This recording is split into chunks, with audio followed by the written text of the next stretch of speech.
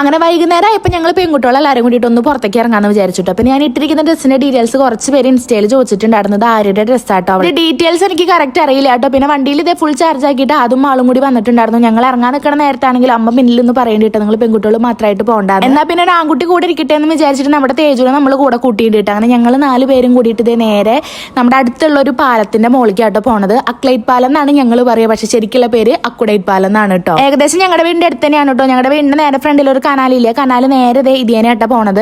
അങ്ങനെ ഞങ്ങൾ ഇത് എവിടെ എത്തി. ഇതിന്റെ പ്രത്യേകത എന്താണെന്ന് വെച്ചാൽ 2 സൈഡും നല്ല അടിപൊളി ഒരു വിശാലമായ പാടം തന്നെയാണ് കേട്ടോ. ഈ പാടത്തിന്റെ നടുക്ക് കൂടിയാണ് ഈ ഒരു ബ്രിഡ്ജ് പോണത്. പിന്നെ ഇതിന്റെ അപ്പുറത്തുണ്ടല്ലോ ഒരു സൈഡ് മാത്രമാണ് ഈ കൈവരി എന്നൊക്കെ പറയില്ല, അതുള്ളൂ. അപ്പുറത്തെ സൈഡ് ഫ്രീ ആയിട്ടാണ്. പിന്നെ ഇപ്പുറത്തെ കൂടെ അതേ കണ്ടോ വെള്ളം പൂട്ടോ, മഴക്കാലമായി നല്ല രസമാണ്. ഇത് കൂടെ അങ്ങനെ വെള്ളം ഒലിച്ച് പോകുമ്പോൾ നമുക്ക് ഇതിലേക്ക് കാലൊക്കെ ഇട്ടിരിക്കാൻ പറ്റൂട്ടോ. പണ്ടൊക്കെ നിങ്ങൾ ഇങ്ങോട്ട് ഇടയ്ക്ക് വരാറൊക്കെ ഉണ്ട് കേട്ടോ. പ്രത്യേകിച്ച് സ്കൂളിലൊക്കെ പഠിക്കുമ്പോൾ എന്തെങ്കിലുമൊക്കെ പരിപാടികളുള്ളപ്പോൾ ഫ്രണ്ട്സ് ഒക്കെ കൂടി ഇവിടെ വരാറുണ്ട്. പിന്നെ കല്യാണം കഴിഞ്ഞിട്ട് വിൻഷാഡിനും കൂടിയിട്ടായിട്ട് 1-2 വട്ടമൊക്കെ ഇങ്ങോട്ട് വന്നിട്ടുണ്ട് നമ്മുടെ തേജൊക്കെ കൂടിയിട്ട്. പിന്നെ കുറെ നാൾക്ക് ശേഷമാണ് കേട്ടോ ഇപ്പൊ വരണത്.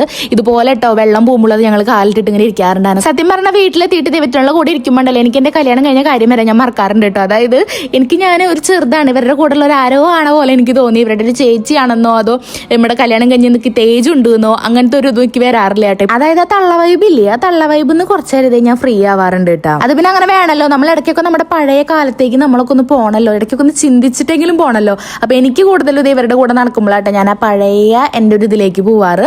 അങ്ങനെ കുറെ നേരം കഴിഞ്ഞ് ഞങ്ങളിത് വീട്ടിലേക്ക് പോകുന്നുട്ടോ. കുറെ നേരം വെച്ചാൽ ഞങ്ങളൊരു 3:30-4 മണിയാകുമ്പോൾ വന്നിട്ടുണ്ടായിരുന്നു. പിന്നെ 5:30 കഴിഞ്ഞിട്ടാട്ടോ ഞങ്ങൾ ഇവിടെ നിന്ന് തിരിച്ചു പോന്നേക്കണത്.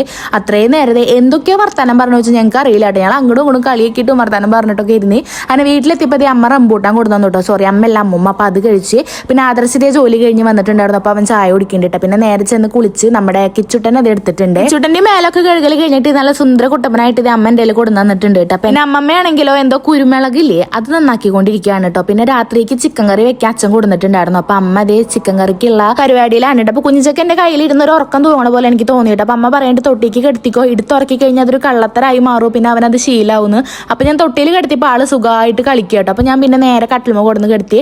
ഇവിടെ ആകുമ്പോൾ അവരിങ്ങനെ കാലിട്ടടിച്ച് നന്നായി കളിക്കാൻ പറ്റുമല്ലോ, എന്നാൽ പിന്നെ അങ്ങനെ അവിടെ കളിച്ചോട്ടെ എന്ന് വിചാരിച്ചിട്ട് ഞാൻ ഈ ചുട്ടനും കൂടിയിട്ട് ഇതേ കട്ടിലുമ അങ്ങനെ കെടുക്കാട്ടോ. നമ്മുടെ തേജു ആണെങ്കിൽ അപ്പുറത്ത് വൻ പരിപാടിയിലാണ് കേട്ടോ. വേറെ ഒന്നല്ല, വാഴ 2 ഇല്ലേ ഒരു 3-4 പ്രാവശ്യമാണ് കേട്ടോ ഇരുന്ന് കാണണത്. ഇവിടെ വീട്ടിലെത്തിയിട്ടും അതേട്ടോ നമ്മുടെ ഫോണിൽ ഇതേ ഹോട്ട്സ്റ്റാർ ഒക്കെ ഡൗൺലോഡ് ചെയ്തിട്ട് വീണ്ടും ഇരുന്ന് കാണാട്ടോ. എന്താ ഈ ചെക്കിനെ പറ്റിയെന്ന് ചോദിച്ചാൽ എനിക്കറിയില്ലേ. പിന്നെ രാത്രിയിലേക്ക് ഇതേ മാമ്പഴ പുളിശ്ശേരി ഉണ്ടാക്കിയിട്ടുണ്ടായിരുന്നു, ചിക്കൻ കറി ഉണ്ടായിരുന്നു. പിന്നെ രാവിലത്തെ നമ്മുടെ സബോളക്കറി ഇല്ലേ അതും ഉണ്ടായിരുന്നു കേട്ടോ. ഞാനിതേ ചിക്കൻ കറി കൂട്ടിയിട്ട് അങ്ങോട്ട് ചോറുണ്ട് കേട്ടോ. വേറെ ഒന്നല്ല, വീട്ടിൽ ഞാൻ തന്നെ ചിക്കൻ കറി വെച്ചിട്ട് ഞാൻ തന്നെ കഴിച്ചിട്ട് അങ്ങോട്ട് മടുത്തു. വേറെ ആരെങ്കിലും ഒക്കെ വെച്ചത് കഴിക്കാൻ തോന്നിയിട്ട് അമ്മയും കൊണ്ട് എന്നെ വെപ്പിച്ചു കേട്ടോ. പിന്നെ അതേ ഫുഡൊക്കെ കഴിച്ച് കഴിഞ്ഞിട്ട് ഞങ്ങൾ കിടന്നു. കുഞ്ഞിച്ചക്കനും കിടന്നിട്ടുണ്ട് കേട്ടോ. പിന്നെ അടുത്ത വീഡിയോയിൽ കാണാവേ, ബൈ.